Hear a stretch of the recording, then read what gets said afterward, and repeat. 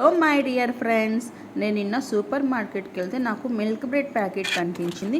ఇంకెందుకు ఆలస్యం, ఇంటికి తెచ్చేసుకొని బ్రెడ్ హల్వా చేసేద్దాం అనుకున్నాం. ఇప్పుడు మనం బ్రెడ్ హల్వా ఎంత ఈజీగా ఇంట్లో ప్రిపేర్ చేసుకోవచ్చో చూద్దాము. ఇప్పుడు మనము ఒక ప్యాన్ తీసేసుకొని దాంట్లో 2 టేబుల్ స్పూన్ల గీ వేసేసుకొని జీడిపప్పుల ముక్కలు వేసేసి వాటిని మనము రెడ్డిష్ కలర్లో వేయించాలి.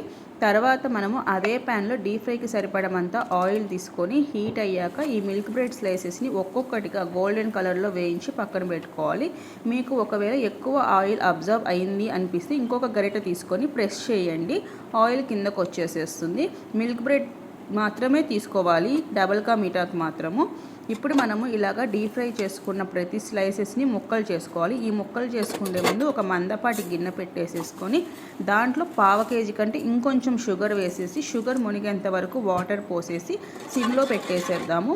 అది బాగా కరుగుతుంది. అంతలోపు మనము ఈ బ్రెడ్ ముక్కల్ని చిన్న చిన్న ముక్కలుగా కట్ చేసేసుకొని పెట్టుకుందాం. ఎప్పుడైతే ఇలాగా నీటి బుడగలు వస్తున్నప్పుడు ఈ బ్రెడ్ స్లైసెస్ ముక్కల్ని వేసేసి బాగా కలబెట్టాలి.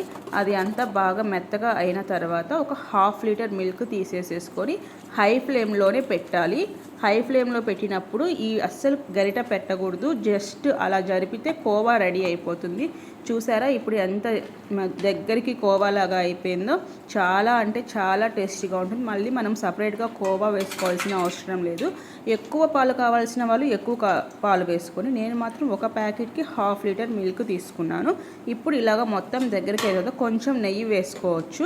నెయ్యి వేసుకున్న తర్వాత మనం ఏదైతే నెయ్యిలో ఫ్రై చేసిన జీడిపప్పు ముక్కల్ని వేసి గార్నిష్ చేసుకోవాలి.